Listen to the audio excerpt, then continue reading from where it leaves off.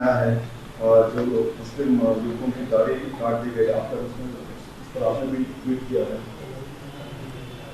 सबसे पहली बात तो यह है कि जो 151 आईपीसी लगाया गया है उसमें पुलिस स्टेशन पर ही उनको बेल दी जा सकती थी। अब ये नहीं मालूम कि 41 सीआरपीसी नोटिस दी गई नहीं दी गई, मगर जब जेल को उनको एक मामूली सेक्शन में जेल को भिजा दिया गया और जेल में उनको ये कहा गया कि तुम्हारे चेहरे पर दाढ़ी है इसलिए तुम पाकिस्तानी हो, और जेलर ने जबरदस्ती करके उनके चेहरों से दाढ़ी कटवा दिया, ये उस जेलर की तरफ से कस्टोडियल टॉर्चर है ये। और उस जेलर को ये बात मालूम होगी कि आर्टिकल 25 जो फ्रीडम ऑफ रिलीजन है, फंडामेंटल राइट है, वो जेल में मनसूख नहीं होता, वो जेल में कैंसिल नहीं होता, वो उसका वायलेशन है। तीसरी बात यह है कि मध्य प्रदेश में मुसलमान की आबादी 7% है, मुस्लिम अल्पसंख्यक समाज की आबादी 7% है, और मध्य प्रदेश जेलों में अंडर ट्रायल मुसलमान 14% है।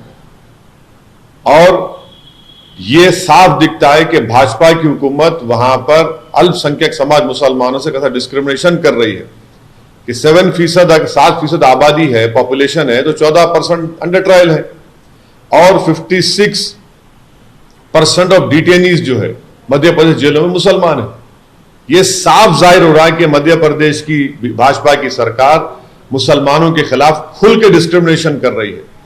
चौथी बात यह है कि दाढ़ी रखने से कोई पाकिस्तानी होता क्या? अगर कल के दिन कोई भाजपा का लीडर जिसके चेहरे पे दाढ़ी है हिम्मत करेगा जेलर बोले पाकिस्तानी उनको? छठी बात यह है कि हम भारत सरकार से ये पूछना चाह रहे हैं कि क्या भारत सरकार जो इंटरनेशनल ह्यूमन राइट ट्रीटीज हैं उसमें डिक्लेयर कर दो आप कि हम इसको बिलीव ही नहीं करते। ये जो इंटरनेशनल ह्यूमन राइट्स की ट्रीटीज है, भारत सरकार और भाजपा खुल के कह दे कि हम सेकुलरिज्म, प्लूरलिज्म, डाइवर्सिटी को मानते ही नहीं है। बोल दीजिए ना, क्योंकि अब दाढ़ी रखना पाकिस्तानी हो चुका है। और फिर मध्य प्रदेश की भाजपा सरकार सिर्फ इंक्वायरी से नहीं होगा, स्ट्रिंजेंट सेक्शन लगा एपीसी के उनके ऊपर, और उस जेलर को जेल को भिजाएं, उसको जेल को भिजाइए आप, तभी कुछ इंसाफ की उम्मीद नजर आती है हमको। और आखिर में मिनिस्ट्री ऑफ होम अफेयर्स का जो मैनुअल है, वो मैनुअल क्या कहता है, पढ़ के सुनाता हूं आपको, कि no undue interference with the religion और caste prejudice of prisoners should be permitted. Every prisoner should be allowed to perform his devotions in a quiet and orderly manner. ये एमएचए का ओन मैनुअल कहता है, और आप उसकी खिलाफ वर्जी कर रहे हैं। तो ये सरासर नाइंसाफी है, ये हेट्रेड की एक मिसाल है जो पूरे देश में भाजपा मुस्लिम समाज के खिलाफ जो फैला रही है। अब जेल में जेलर भी हिंदुत्व आइडियोलॉजी से मुतासर हो चुका है। How do you claim this? Your case was registered, he was taken there. So, what do you demand in this matter? It has been clearly reported by the media that these 5 Muslim youths were arrested under IPC 151. Number one, if anyone is arrested under 151, we don't know whether this 41 CRPC notice has been given or not. Secondly, if they have been if 151, immediately they can be given bail in the police station itself. Thirdly, by sending them to prison and forcibly removing their beard, it is nothing but custodial torture. And please remember that Article 25, freedom of religion, is a fundamental right. It is not cancelled if one is sent to prison. It is still there. And fifth point is in Madhya Pradesh, the Muslim population is 7% and under trials are 14%. This clearly shows what sort of discrimination Madhya Pradesh BJP government has adopted towards the Muslim community. And 56% of detainees in Madhya Pradesh prisons are Muslims. I want to know, will the government of India, headed by Shri Prime Minister Narendra Modi, will we withdraw from all international human rights treaties and openly declare that we don't believe in secularism, pluralism, diversity? How can you do this thing? It is a inhuman behavior by this jailer. It clearly shows that the Hindutva ideology has crept inside the jails also. And let me also tell you that what is the Ministry of Home Affairs own manual says that no undue interference with the religion or caste prejudice of prisoners should be permitted. Every prisoner should be allowed to perform his devotions in a quiet and orderly manner. So the Madhya Pradesh BJP government merely ordering an inquiry is not done. Stringent action should be taken against the jailer. He should be sent to jail. Then only he will realize what sort of behavior, inhuman thing he has done. How can any Muslim having a beard be called a Pakistani? Please tell me. Then what will you tell to Maulana Abul Kalam Azad, who had a beard? Many freedom fighters had, Muslim freedom fighters had beard.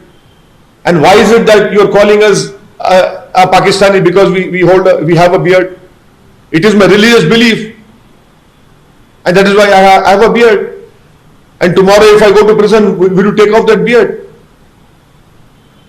This is completely wrong. I condemn it, and I hope that the Madhya Pradesh government would suspend that jailer and send him to prison. Sir, परसों 17 तारीख तक affair खत्म हो गया पूरा, तो अगर आप रिफ्लेक्ट करना चाहेंगे, बहुत सी बातें हुई आपकी तरफ से और नहीं, देखिए, रिफ्लेक्ट करने का सवाल नहीं है। आप मेरे साथ बैठे थे, आपने 7 मिनट 8 मिनट में से बैठ के पूरा मेरे से इंटरव्यू किया। आपने पूछा, मैंने जवाब दे दिया। आपके चैनल ने पूछा था, दूसरे चैनल वाले बैठे, अब रिफ्लेक्ट क्या करना है? मैं जो बोला हूं ऑन रिकॉर्ड है वो।